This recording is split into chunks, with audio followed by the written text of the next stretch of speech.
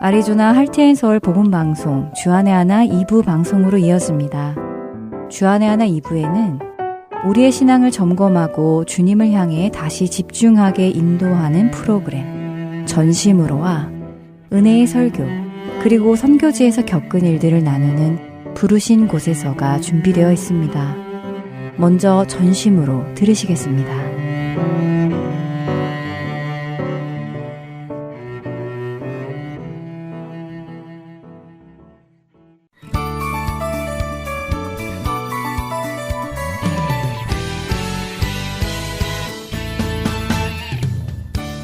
애청자 여러분 안녕하세요. 하나님을 향한 우리의 신앙을 점검해보고 주님을 향한 열정을 회복하기 원하는 프로그램 전심으로 진행의 민경은입니다.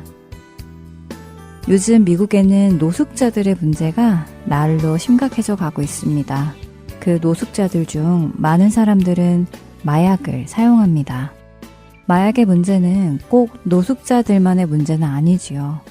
사회적 위치를 막론하고 사회 전반에 많은 사람들이 마약을 사용하고 심지어는 청소년들까지 값싼 마약에 노출되어 자신들의 삶 속에서 후회할 결정을 합니다.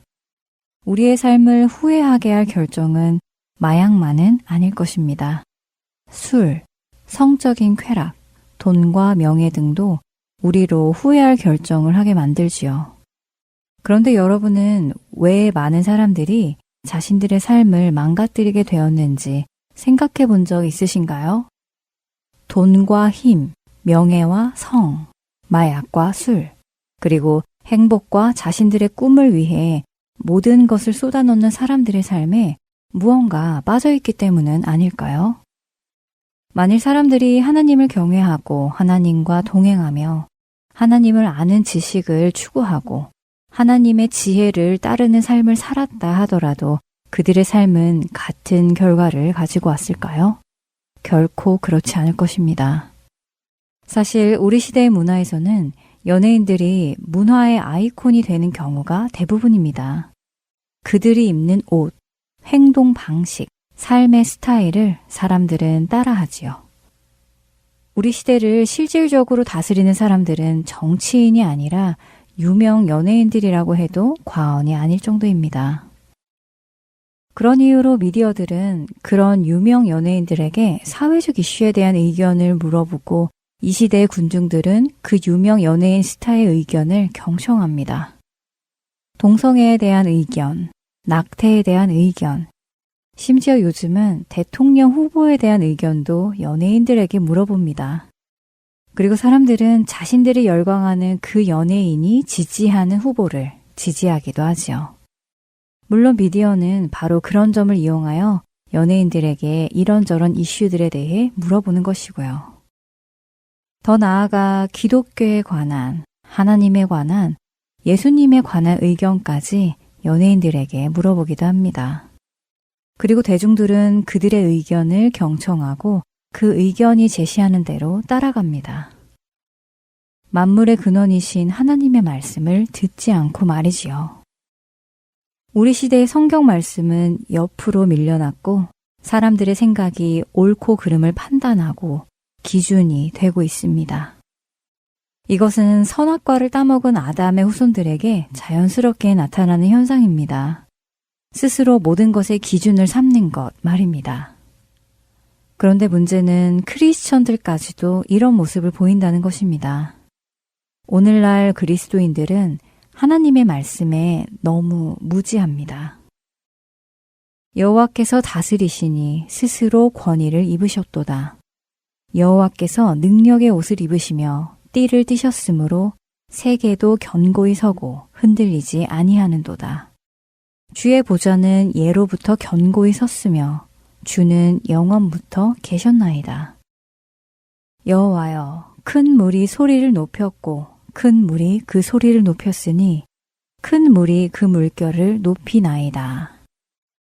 높이 계신 여호와의 능력은 많은 물소리보다 바다의 큰 파도보다 크시니이다. 시편 93편 1절에서 4절의 말씀입니다. 내가 또 보고 들음에 보좌와 생물들과 장로들을 둘러선 많은 천사의 음성이 있으니 그 수가 만만이요 천천이라. 큰 음성으로 이르되 죽임을 당하신 어린 양은 능력과 부와 지혜와 힘과 존귀와 영광과 찬송을 받으시기에 합당하도다 하더라. 내가 또 들으니 하늘 위에서와 땅 위에와 땅 아래와 바다 위에와 또 그 가운데 모든 피조물이 이르되 보좌에 앉으신 이와 어린 양에게 찬송과 존귀와 영광과 권능을 세세토록 돌릴지어다 하니 내 생물이 이르되 아멘 하고 장로들은 엎드려 경배하더라. 요한계시록 5장 11절에서 14절의 말씀이지요.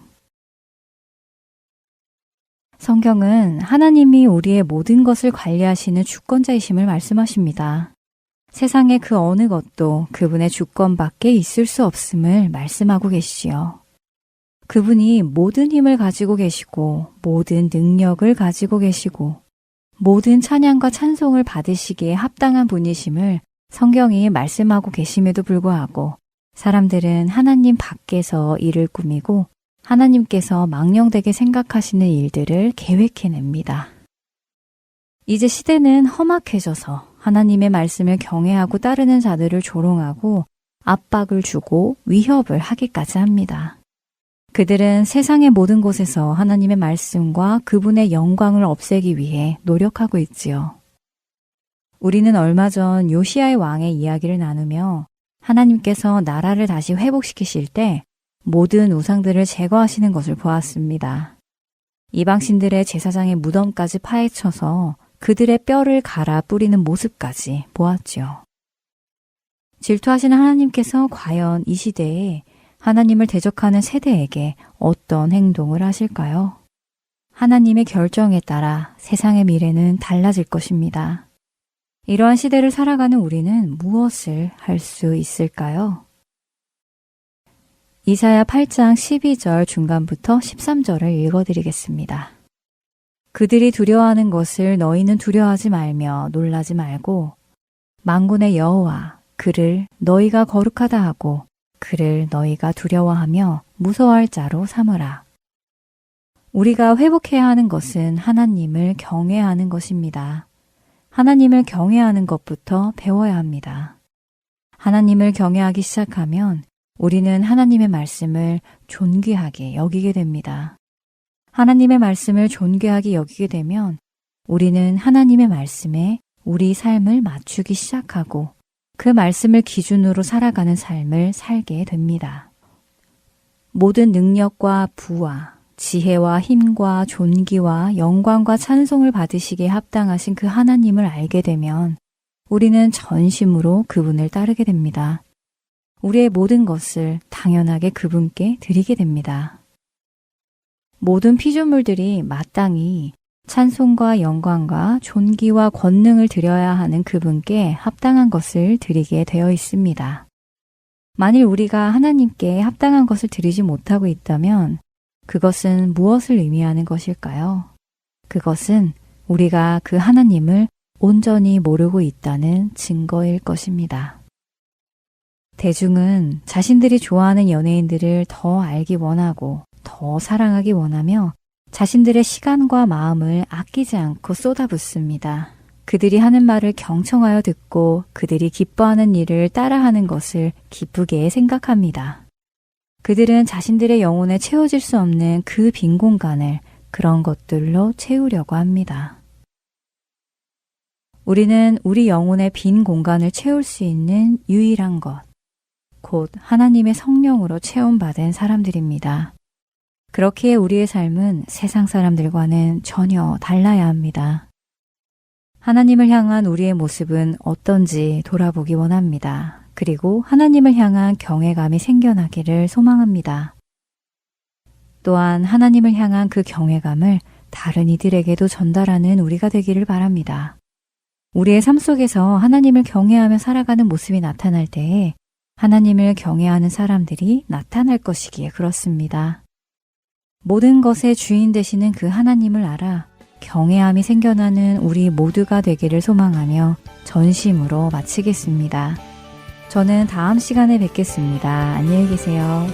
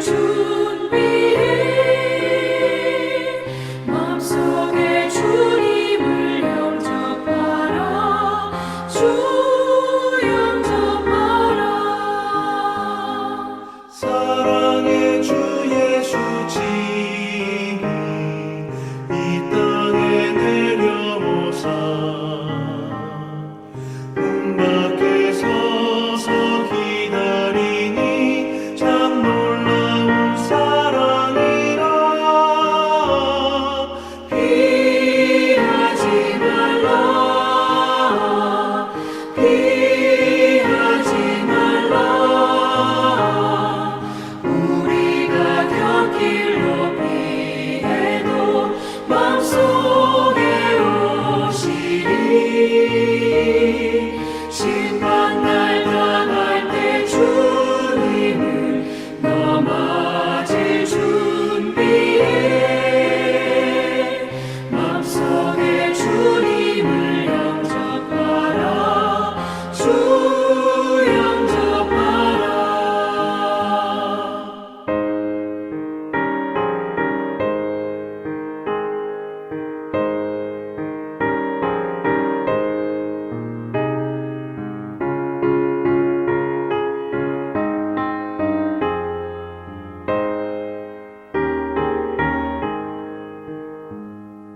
주님이 부르는 음성 널 받아주시나니.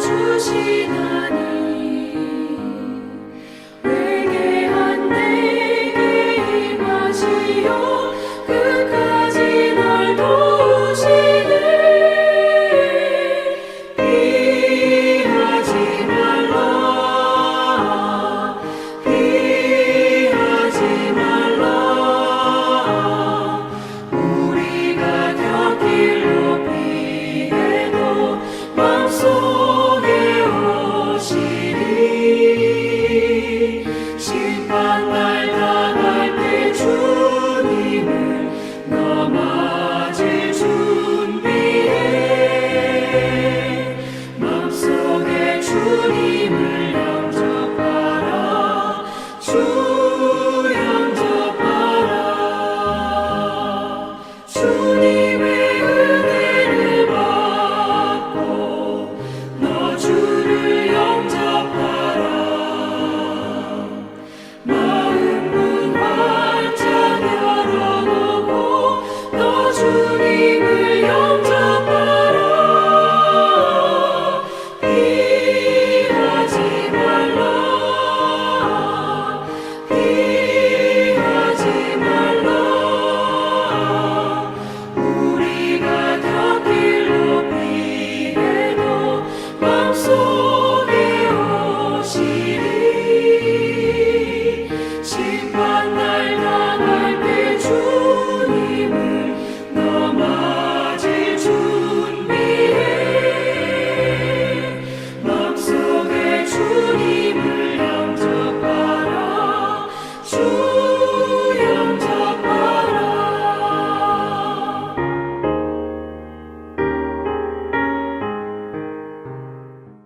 설교 말씀으로 이어드립니다. 오늘은 서울 오면동교회 정준경 목사님께서 사도행전 6장 1절부터 7절까지의 말씀으로 위기라는 제목의 말씀 전해주십니다. 은혜의 시간 되시길 바랍니다.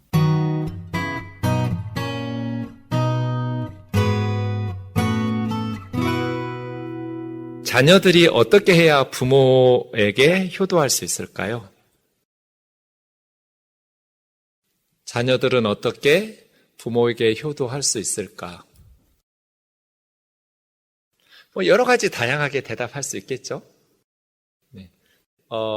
저는 이 질문을 생각하면 메가더 장군의 기도가 있습니다. 아버지의 기도라는 그러한 기도인데요. 메가더 장군이 자기 아들을 위해서 기도하는 내용이 있습니다. 우리 아들이 이러이러한 아들이 되게 해주세요, 주님 하면서 기도하다가 그 기도의 맨 마지막 내용이 저 내용입니다. 그러면 그의 아비된 저는 감히 나직이 속살에 낄 것입니다. 내가 헛된 인생을 살지 않았노라고. 저는 이것이 효도 같아요. 자녀들이 사는 모습을 보면서 어머니와 아버지가 내가 인생을 헛되게 살지는 않았구나.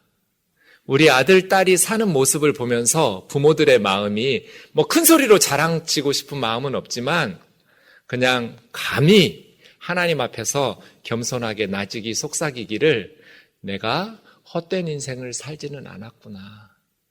이렇게 자녀들이 사는 것이 효도 아닐까? 이런 생각해 봅니다. 어린이 주일과 어버이 주일이 되면 꼭 목사는 한 가지 신경이 쓰여요. 부모가 없거나 자녀들이 없는 교우들도 함께 예배 드리는다는 거예요.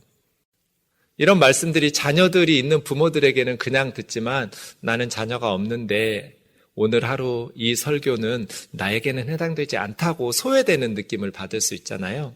네. 우리가 사도 바울을 생각하면 돼요. 자녀가 없는 교우들은 사도 바울처럼 살면 돼요.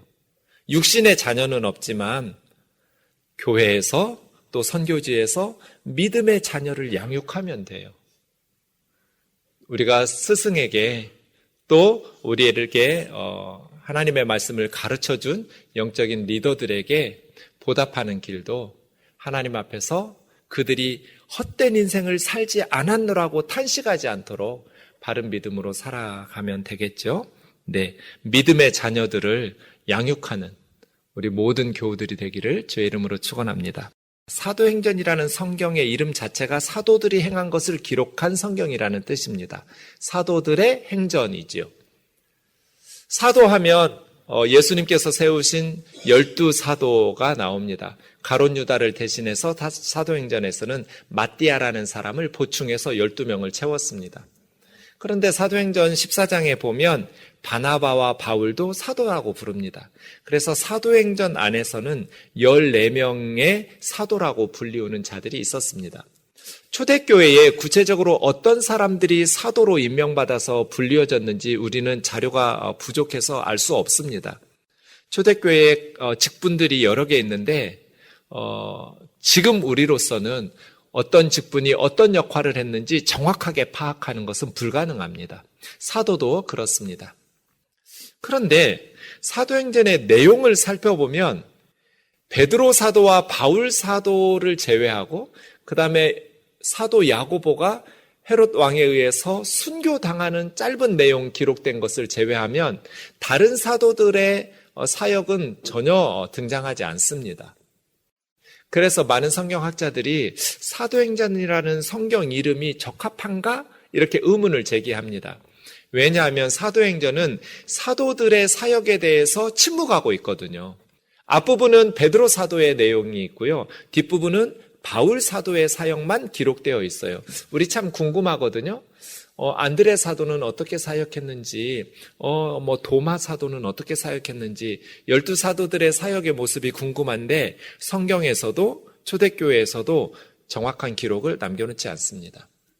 예수님께서 십자가와 부활 사건을 일으키셨던 주후 30년에서 사도행전이 끝날 때 사도 바울이 로마 감옥에 갇히고 2년 동안 감금되어 있었다라고 기록하고 사도행전이 끝나는데 그럼 주후 64년경이거든요. 이렇게 한 세대, 예수님이 부활 승천하셨던 30년에서부터 60년대 초중반까지의 교회의 모습을 기록한 성경은 사도행전이 유일해요. 그런데 사도행전에 베드로와 바울 사도를 제외하고 다른 사도들에 대한 기록이 없어요. 사도라는 단어 자체도 16장 4절 이후에는 등장하지 않아요. 반면에 집사였던 스데반 집사와 빌립 집사의 사역을 꽤 비중 있게 다루면서 자세히 기록하고 있어요. 성경에서 제일 긴 설교문이 사도행전 7장의 스데반 집사의 설교문이에요. 명설교예요. 이렇게 사도행전은 사도들의 사역에 관심을 맞추기보다는 복음의 전파에 초점이 맞춰져 있어요. 예수 그리스도의 복음이 어떻게 전파되어 가고 있는지, 이것이 우리의 메시지예요. 우리는 위대한 하나님의 사람들에게 관심을 가져요. 그들이 어떻게 사역했는지 칭찬하고 높여요. 그러나 성경은 침묵하고 있어요. 위대한 믿음의 영웅들이고 하나님 나라의 기둥들이었어요. 그러나 그 12사도와 초대교회에 순교하면서까지 복음을 전했던 그 사도들이 어떤 위대한 사역을 감당했는지 성경도 침묵하고 있고 초대교회에서도 침묵하고 있어요. 사람을 높이지 않았어요. 복음에 관심을 가지고 이 복음이 전파되는 일에 집중하면서 오직 하나님께만 영광을 돌렸어요. 이렇게 사람들에게 관심을 두는 것이 아니라 주 예수 그리스도의 복음의 전파와 예수 그리스도의 복음에 관심을 가지며 신앙생활하는 교우들 되시기를 주의 이름으로 축원합니다. 우리가 관심 가져야 될 것은 복음이지 하나님의 종들이 아니에요.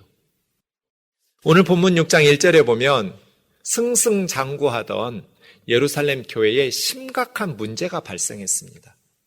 그때 제자가 더 많아졌는데를 보면 5장에서 6장 사이는 꽤 시간이 흐른 것 같아요. 점점 예루살렘 교회의 성도들이 늘어났어요. 제자는 예수님을 믿는 성도들을 제자라고 불렀어요. 크리스찬들이 늘어난 거예요.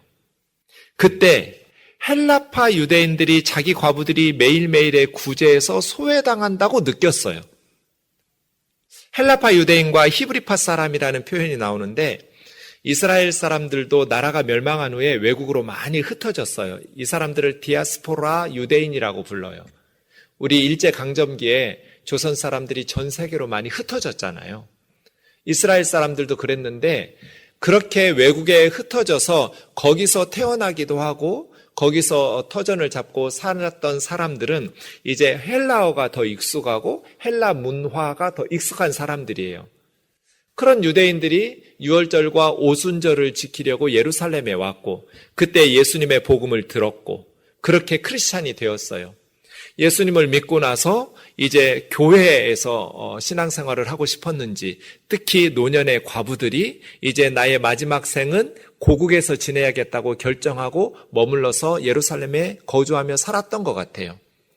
헬라파 유대인들, 헬라어가 더 익숙하고 헬라 문화가 더 익숙했던 흩어졌던 유대인 출신들이에요.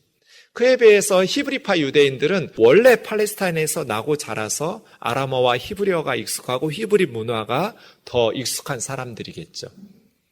두 그룹이 교회 안에 있었던 거예요.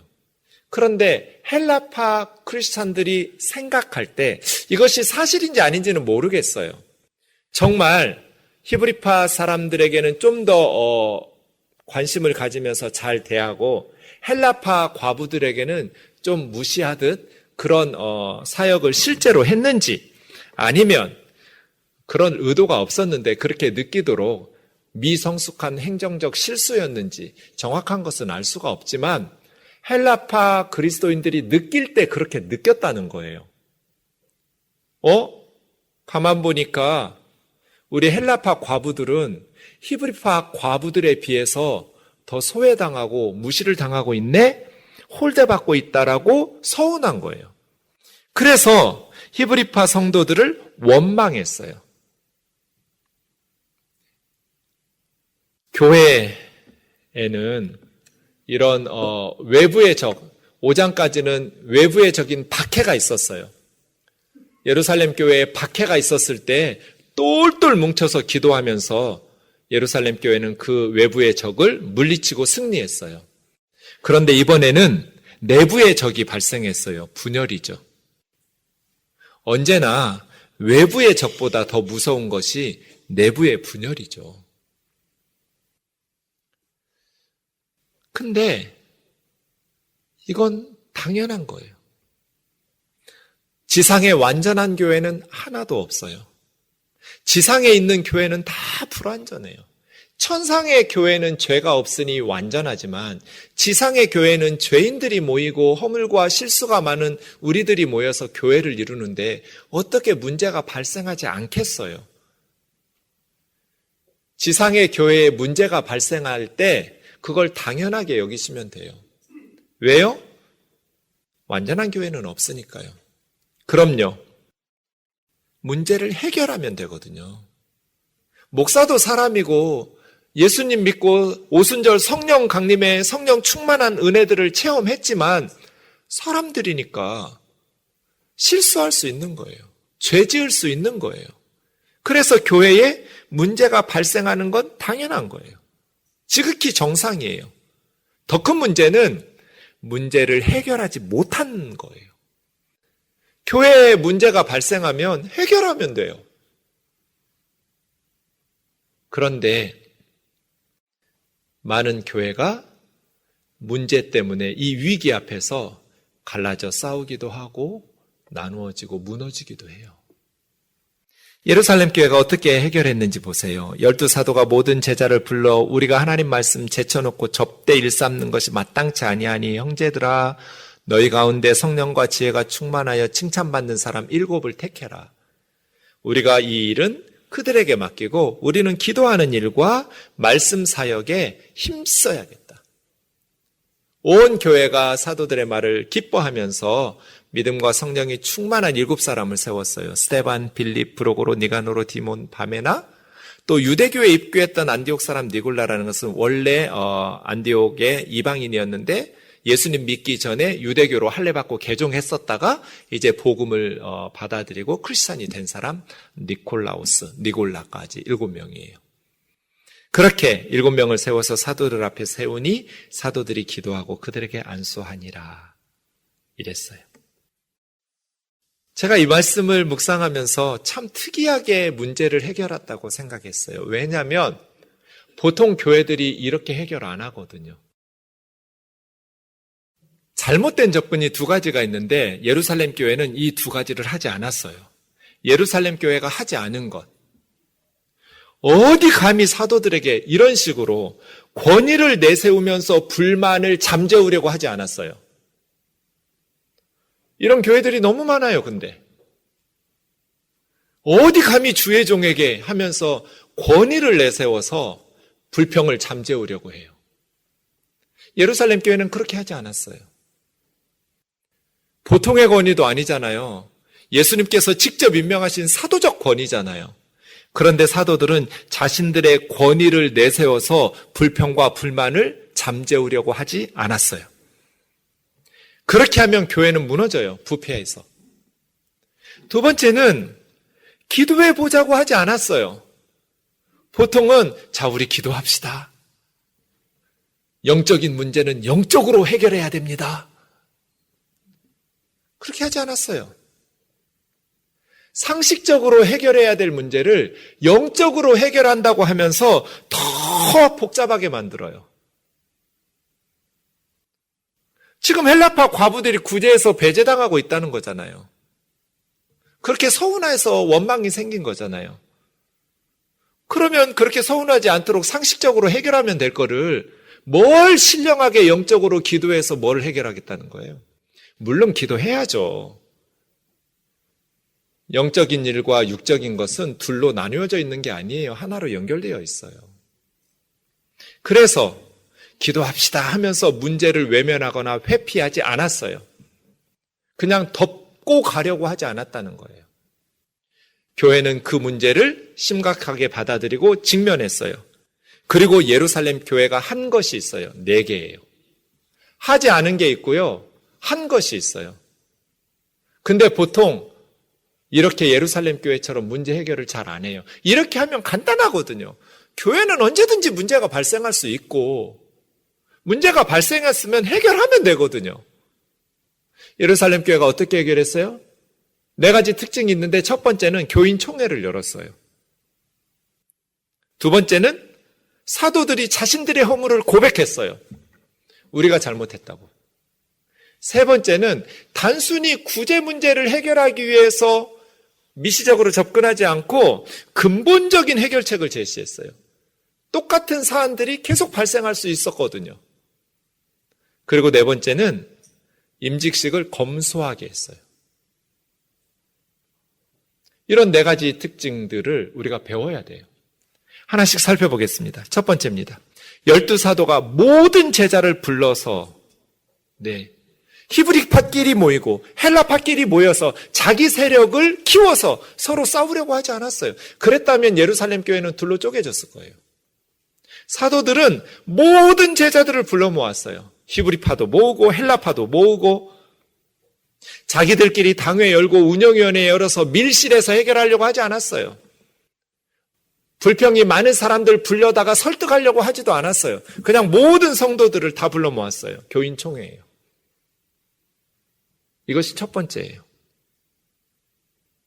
2번째는 우리가 하나님 말씀 제쳐놓고 접대를 일삼았기 때문에 이런 문제가 발생했다고 판단했어요. 교회에 문제가 생기면 누구 잘못이에요? 담임 목사 잘못이죠.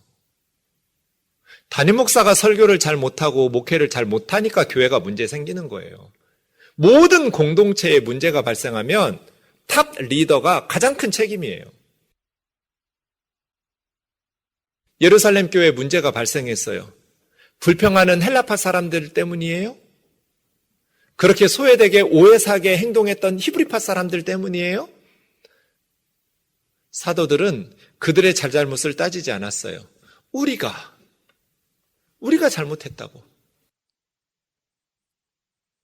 이것이 리더예요. 그러면 교회는 시끄럽게 싸우지 않아요. 리더들이 자신들이 잘못했다고 회개하는데 공동체 앞에서 모든 성도들이 모인 앞에서 우리가 잘못했다. 우리가 어리석었고 마땅치 않은 일을 했다. 우리 책임이다. 이러면 성도들은 하나가 돼요.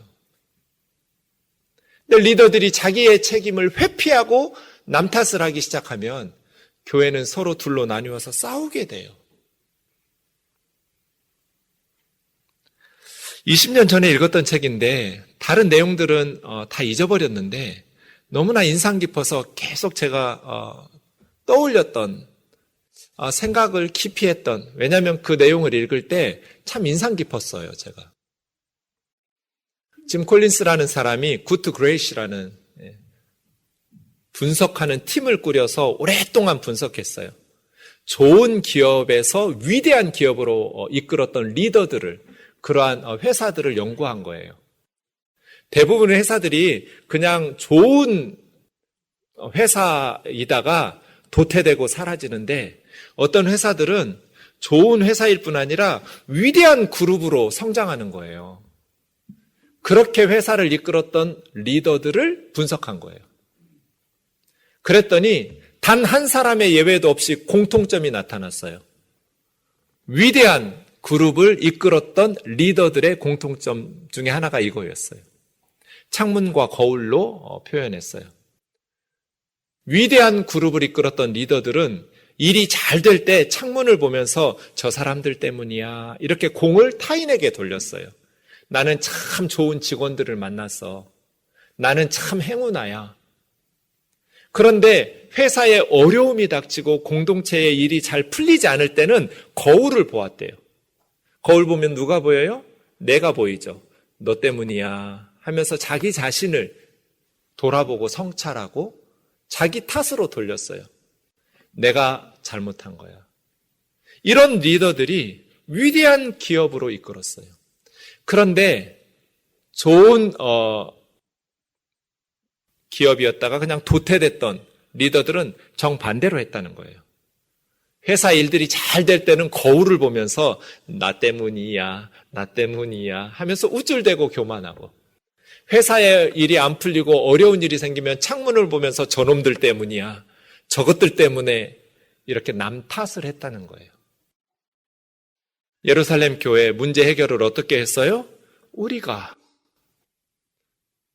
잘못이라고 사도들이 고백을 했어요. 우리 때문이라고. 그럼 성도들은 하나가 되거든요. 여러분은 창문과 거울을 어떤 때 보는지를 생각해 보세요. 교회에 문제가 발생해요. 교회에 문제 제기를 해요. 교회에 대한 애정이 없으면 문제 제기도 안 해요. 관심이 없으니까요. 우리 교회 이거 문제예요, 목사님. 이렇게 말하는 것은 교회가 하나님 기뻐하시는 바른 교회로 세워지기를 원하는 애정이 있기 때문이에요.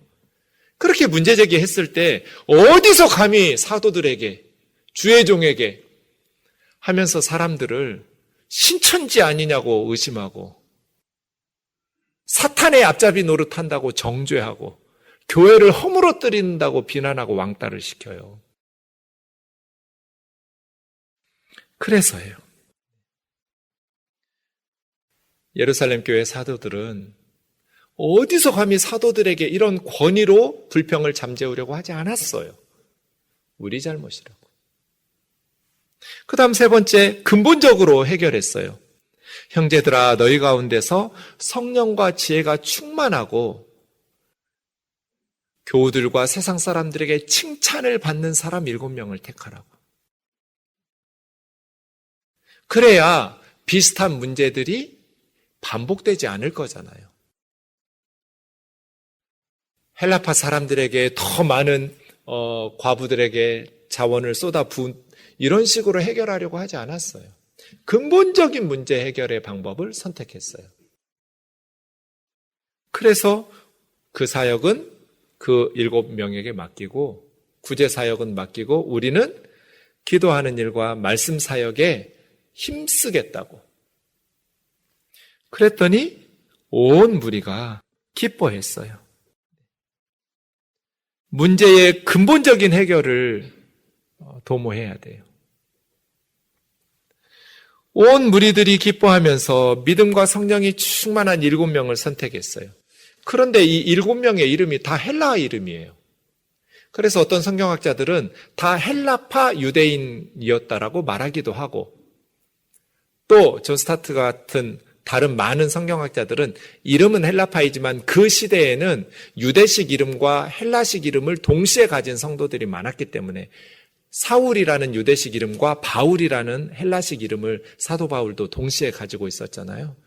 그래서 이 이름이 헬라식 이름이라고 해서 이 사람들이 다 헬라파 유대인이라고 단정적으로 말할 수는 없다. 아마 양쪽에서 대표들을 섞어서 세웠을 가능성도 높다. 이렇게 말하는 성경학자들도 많습니다. 정확한 건 우리는 알지는 못해요. 어쨌든 이름은 다 헬라식이에요. 그렇게 7명을 사도들 앞에 선택해서 데려다 줬어요. 사도들이 자기가 원하는 사람 임명하지 않았어요. 우리가 기도해보고 찍을게, 선택해줄게 이러지 않았어요. 성도들에게 칭찬받는 사람, 믿음과 성령과 지혜가 충만한 사람 7을 선택하라고. 그랬더니 온 교회가 기뻐하면서 7명을 선택했어요. 그랬더니 사도들이 기도하고 안수하고 임직식을 끝냈어요. 7 집사한테 1,000,000원씩 임직 헌금을 받지 않았어요. 화환 쫙 늘어놓고 잔치에 가면서 그렇게 성대한 임직식을 하지도 않았어요. 그냥 사도들이 기도하고 안수하고 검소하게 임직식을 끝냈어요. 유명한 사람들 초대해가지고 거마비 줘가면서 축사, 권면 이런 거 하지도 않았어요. 교회의 문화가 소박하고 검소해야 돼요. 허례허식이 있어서는 안 돼요. 왜 우리는 초대교회를 본받자, 초대교회로 돌아가자라고 외치면서 이런 모습을 벤치마킹하지 않는지 모르겠어요. 왜 아직도 교회에서 임직식을 하면 그렇게 크고 화려하고 많은 자원과 헌금을 사용해야 되는지 이해할 수가 없어요. 그냥 기도하고 안수하고 끝내면 되잖아요. 정리해 봅시다. 교회에 심각한 문제가 발생했어요. 자칫 예루살렘 교회가 히브리파와 헬라파로 둘로 싸울 판이에요. 그리고 둘로 쪼개지고 갈라질 수도 있었어요. 전도가 되겠어요? 예수 믿으라고 전도하면 안 믿는 사람들이 야 니네 싸우고 둘로 교회가 갈라졌다며? 니들이나 똑바로 살아. 서로 사랑하라고 말하면서 원수까지 사랑하라고 말하면서 이렇게 하지 않았어요. 이러기 위해서 예루살렘 교회는 어떻게 했어요? 권위를 가지고 불평을 잠재우려 하지 않았고 영적인 문제는 영적으로 해결한다고 하면서 기도하자고 하지 않았어요. 모든 성도들이 교인 총회를 열어서 리더들이 내 잘못이라고 고백했어요. 그러면서 근본적인 해결책을 제시하고 7명의 성령과 지혜와 믿음이 충만한 칭찬받는 집사님들을 세워놓으니까 교회가 더 부흥하게 되었어요. 오늘 본문에서 우리가 주의해야 될 것 한 가지 더 있어요. 자칫 사도들이 했던 기도와 말씀 사역이 구제 사역보다 더 중요하게 여길 수 있어요. 기도와 말씀 사역이 더 중요하니까 사도들이 이걸 하고 구제 사역은 집사들이 했다. 오늘 본문은 그런 암시가 없어요. 말씀 사역이 구제 사역보다 더 중요하다고 말하지 않았어요. 각각 사명이 다른 것뿐이에요. 구제 사역을 위해서도 믿음과 성령과 지혜가 충만한 사람을 뽑았어요. 그냥 믿음 없는 사람, 성령 충만하지 못한 사람, 이건 뭐 상식적으로 그냥 정직하기만 하면, 성실하기만 하면 되니까 이렇게 하지 않았어요. 과부들 돕는 일에 믿음이 충만한 사람, 성령이 충만한 사람, 지혜가 충만하면서 사람들에게 칭찬받는 7사람을 선택했어요. 각각의 맡은 사명이 다른 거죠. 어떤 사역이 더 위대하고 어떤 사역은 덜 위대한 사역은 없어요, 교회에서. 모든 사역이 다 소중하고 다 하나님 앞에서 충성스럽게 감당하면 되는 것이죠. 여러분에게 하나님께서 맡겨주신 사명을 더 충성스럽게 감당해야죠. 문제는 말씀 사역을 감당하는 자들이 다른 행사나 구제 사역에 시간을 많이 쏟아내면 말씀의 깊이를 더해갈 수가 없어요.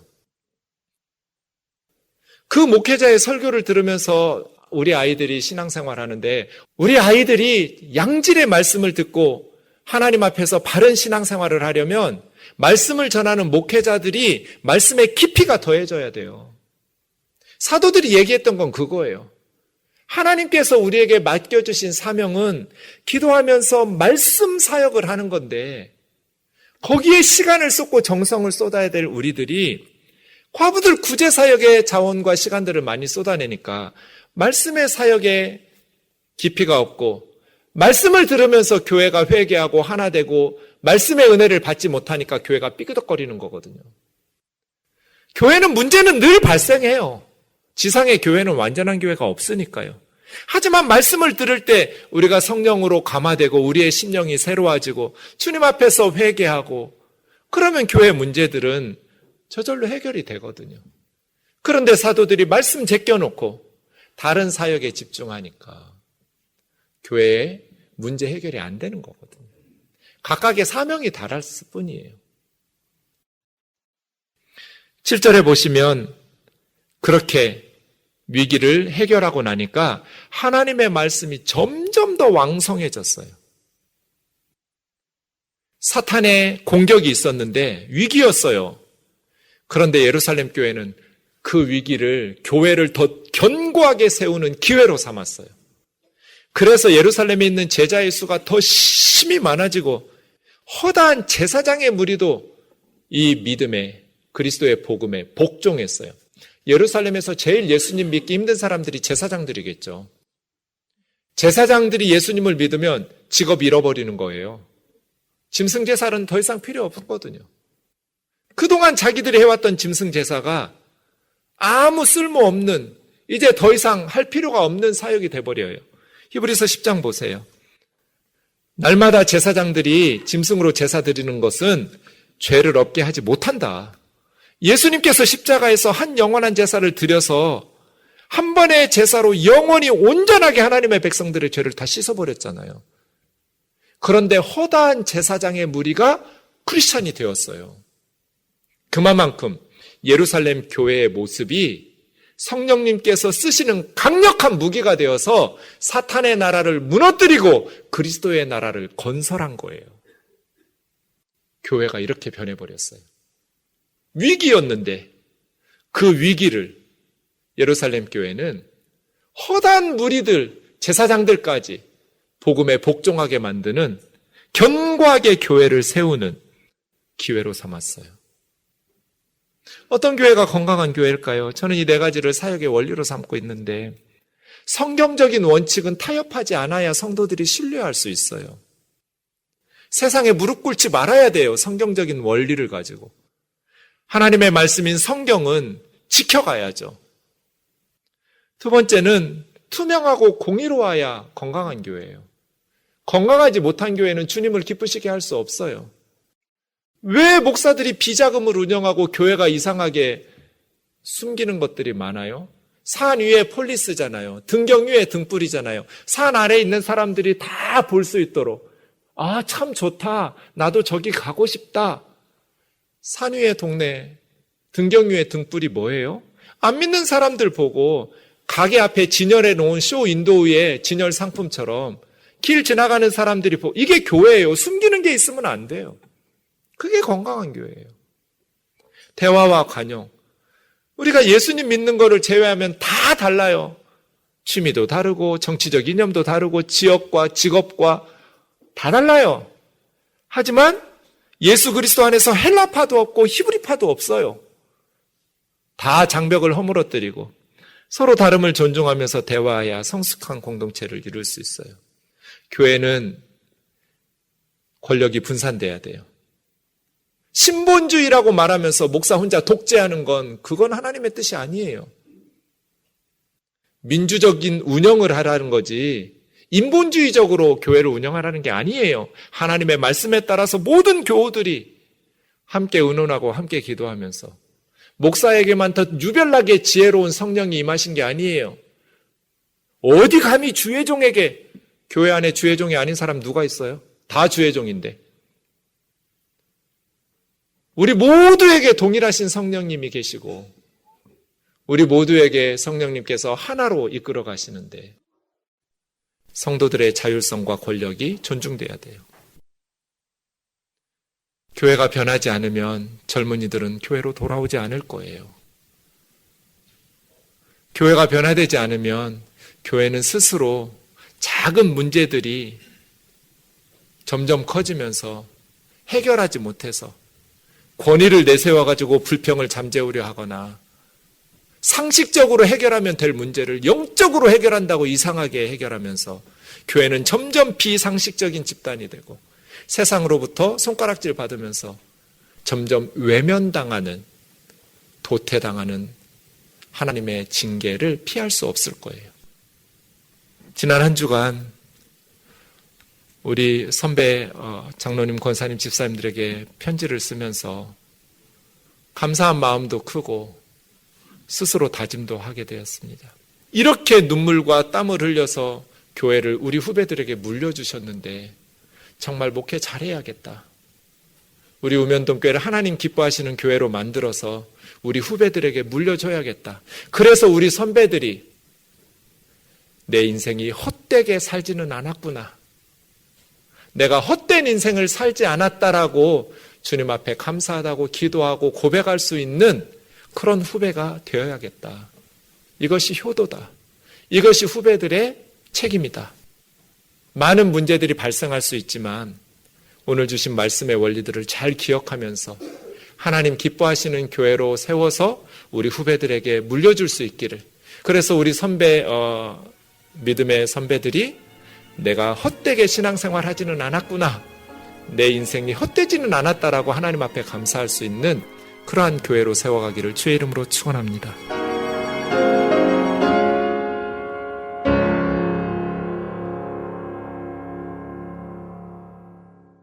우리 오늘 눈물로 하늘의 씨앗을 심는다. 꿈꿀 수 없어 무너진 가슴에 저들의 푸른 꿈 다시 돋아나도록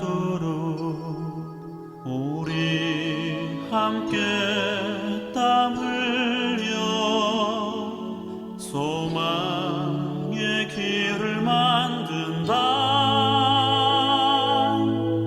내일로 가는 길을 찾지 못했던 저들 노래하며 달려갈 그 길, 그날에 우리 보리라. 새벽 이슬 같은 저들 일어나 뜨거운 가슴 사랑의 손으로 이 땅 치유하며 행진할 때 오래 황폐하였던 이 땅 어디서나 순결한 꽃들 피어나고 푸른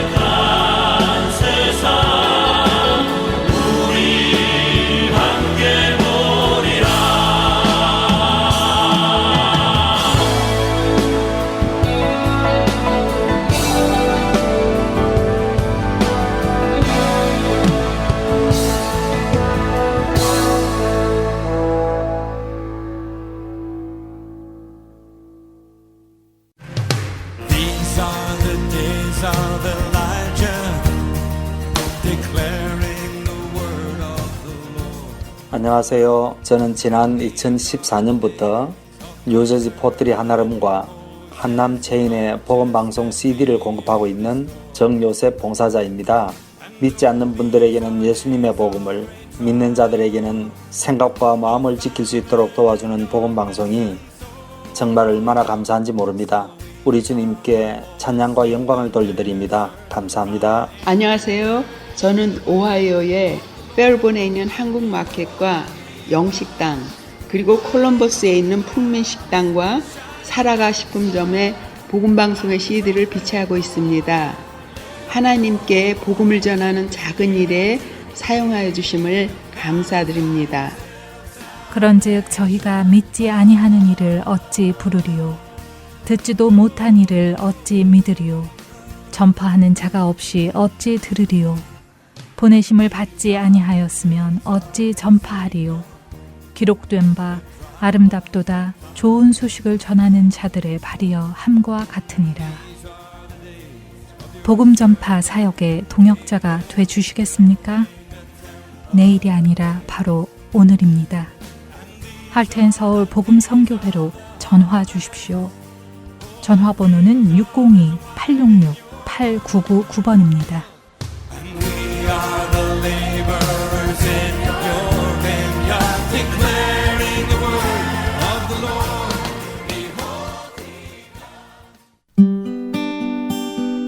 기쁜 소식 사랑으로 땅끝까지 전하는 아랜소.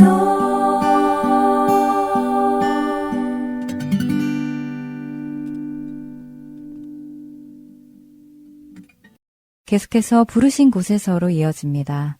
오늘은 인도네시아에서 선교하시는 유소라 선교사님의 두 번째 이야기입니다.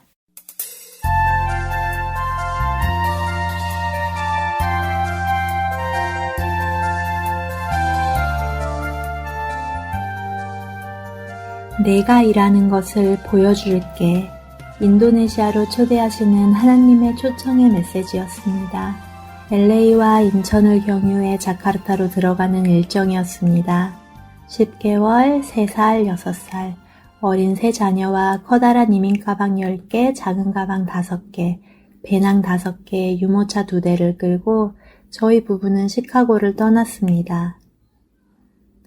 하지만 그 길은 순조롭지 못했습니다. 첫 번째 비행부터 캔슬이 되더니 LA에서 인천으로 가는 그 다음 비행기를 놓치고 말았습니다. 저희 5 식구는 몸만 덩그러니 LA에 남겨져 2주를 머물게 되었습니다. 한국에 도착해서는 선교지 사정으로 인해 비자 수속이 늦춰지며 또다시 5주를 더 기다려야 했습니다. 그렇게 우리 가족은 시카고를 떠난 지 약 7주가 되어서야 마침내 인도네시아에 들어올 수 있었습니다. 마음이 불편했습니다. 파송받고 첫 걸음을 떼자마자 스텝이 꼬인 것 같아 당혹스러웠습니다. 모든 과정이 순조롭게 흘러감으로써 하나님의 부르심을 쫓아 순종으로 내딘 걸음임을 증명하고 싶은 마음이 제게 있었는지도 모르겠습니다. 이전 시카고 사역과의 연장선상에서 쉬지 않고 열심을 내는 모습을 드리고 싶은 강박도 있었던 것 같습니다. 사역의 길로 들어서고 8년간 남편과 저는 숨고를 새 없이 달려왔었습니다. 그리고 동시에 저희 길 가운데는 언제나 주님의 은혜가 함께했습니다. 시간적으로나 경제적으로나 체력적으로나 어려울 수밖에 없는 환경이었지만 은혜와 기쁨, 감사와 평안이 늘 충만했습니다. 저희 믿음의 크기가 남달라서가 아닌 온전히 하나님이 주권적으로 부어주시는 은총이었습니다. 그런데 그동안의 그런 신실한 은혜와 젠틀한 인도하심이 마치 쉼없이 달려온 저희의 헌신의 대가로 주어졌다고 믿고 있었나 봅니다. 수고의 옷을 입고 수고의 자리에 있을 때 비로소 마음이 놓였습니다. 하나님은 한 번도 그런 요구를 하신 적이 없는데 혼자 잘못 인지하고 불필요한 부담을 가지고 있었음을 뒤늦게 사역의 자리를 떠난 뒤 깨닫게 되었습니다. 제 속에 하나님의 은혜에 대한 개념이 세상적인 기브 앤 테이크의 개념과 뒤섞여 있던 겁니다. 어렵게 도착한 선교지에는 할 일이 참 많이 기다리고 있었습니다. 바쁜 곳에서 바쁘게 움직이는 건 자신 있는 일이었습니다. 그런데 서둘러 언어를 습득하고 업무에 뛰어들려던 찰나 몸에 이상이 생겼습니다. 처음엔 새로운 곳에 몸이 적응하는 건 줄 알았습니다. 속이 쓰리고 메스껍고 어지럽고 머리가 깨질 듯 아팠습니다. 아무것도 먹지도 마시지도 못하며 누워만 지내야 했습니다. 이틀, 3일, 시간이 지나도 증상이 좀처럼 호전되지 않자 갑자기 설마 하는 생각이 스쳤습니다. 재작년 셋째를 가졌을 때와 증상이 매우 비슷했던 겁니다.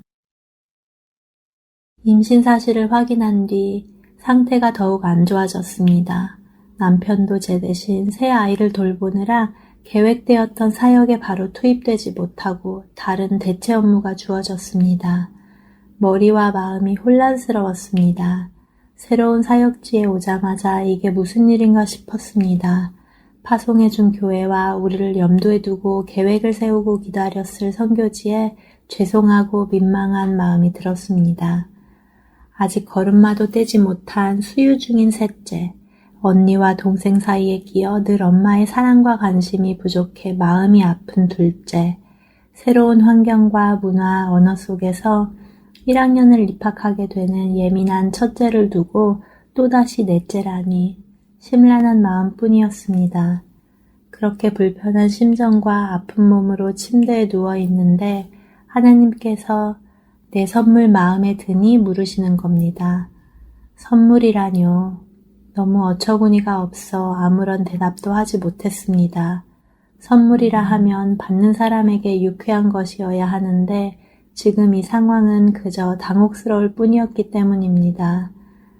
그 다음 날도 침대에 누워 있는데 하나님이 다시 말을 걸어오셨습니다. 중요한 사역에 투입되는 것, 커다란 헌신과 수고를 내어드리는 것, 예배 자리를 쫓아다니는 것, 그보다 하나님이 기뻐하시는 것이 있는데 허락하신 환경과 주신 선물을 가장 좋은 것으로 알고 주신 그대로를 감사와 기쁨으로 받는 것, 그것이 주님이 가장 기뻐 받으시는 예배라는 마음을 주시는 겁니다. 세상적인 관점으로는 이상적인 세팅이나 타이밍이 아닐지라도 내 상식과 기준에선 도저히 선물처럼 느껴지지 않을지라도 나를 가장 잘 아시고 아들을 십자가에 내어줄 정도로 지독히 사랑하시고 모든 불가능이 없으신 전능하신 우리 아버지 하나님께서 나를 위해 계획하시고 허락하신 모든 것은 최고로 선한 것임을 믿고 기뻐할 수 있느냐고 물으시는 겁니다. 선교지로 보내신 분도 오는 길에 힘을 빼게 하시고 그분보다 우리 손이 앞서지 않도록 일러주신 분도 도착과 동시에 네 번째 생명을 주신 분도 그리고 이 일을 선물이라 칭하시는 분도 하나님. 그 하나님의 선하심을 믿고 이해되기 전에 먼저 기뻐하고 그분을 신뢰하는 마음으로 감사하는 것. 그 일이 하나님을 인정하고 높여드리는 일이라 알려주시며 제게 그렇게 해줄 수 있겠느냐고 친근한 음성으로 물으셨습니다. 마음속 작은 목소리로 네 하나님 그렇게 해볼게요 라고 대답했습니다. 그러자 선물이 정말 감사함으로 다가왔습니다. 마음의 기쁨이 차올랐습니다. 왜 이 순간 이러한 상황에서인지 알지 못하지만 또 하나의 작은 생명을 이미 충분히 분주한 나의 삶 속에 어떻게 끼워 넣고 소화해야 할지 아직은 답이 보이지 않지만 하나님이 주신 선물이니 어떻게든 가능하게 될 것이라 믿어졌습니다. 그리고 이 모든 게 나를 위하신 사랑의 선물임이 진정으로 믿어졌습니다. 마음을 무겁게 짓누르던 많은 염려와 두려움이 물러나는 것을 경험했습니다. 지금까지 그러하셨듯이 친히 인도하시고 하나하나 가르쳐 주실 것을 기대하게 되었습니다. 또한 선교사로 파송받고 선교지에 왔다고 해서 하나님 앞에서 나의 아이덴티티나 의무가 바뀌는 게 아니라는 것도 알려주셨습니다.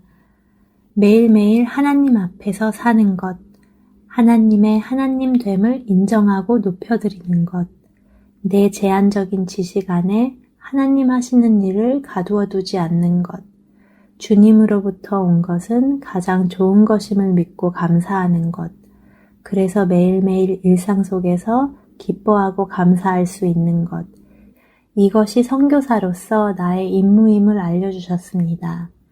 그것이 결국 하나님을 높이고 존귀하신 이름을 영화롭게 해드리는 선교적 삶이라는 것을 깨닫게 해주셨습니다.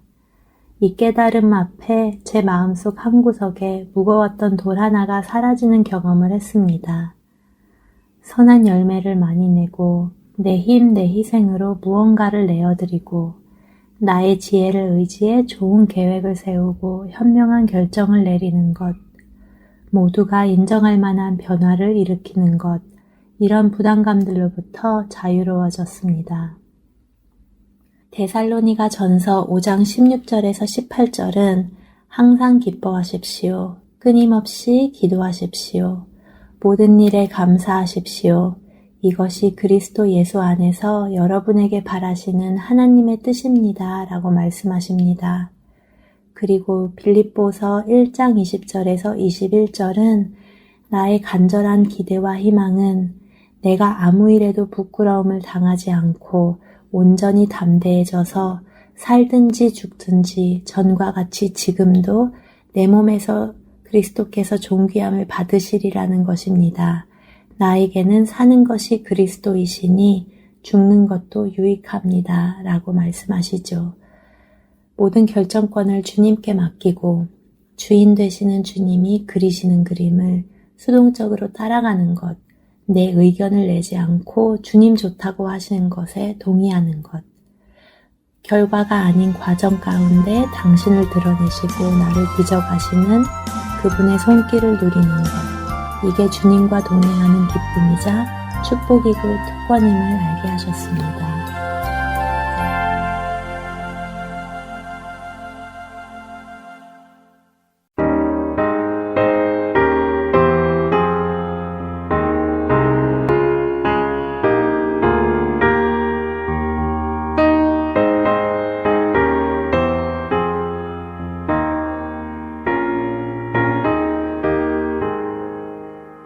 내 죄를 회개하고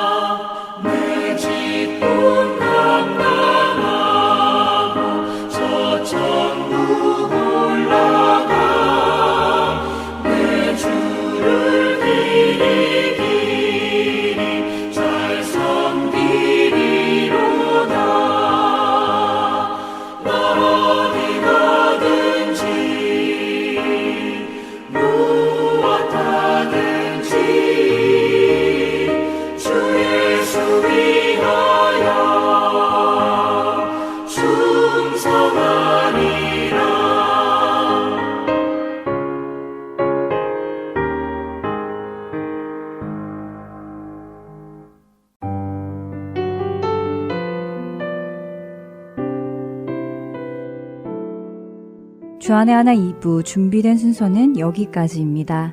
계속해서 주안의 하나 3부로 이어집니다. 주님의 말씀을 더 알아가는 시간 되시길 소망합니다. 안녕히 계세요.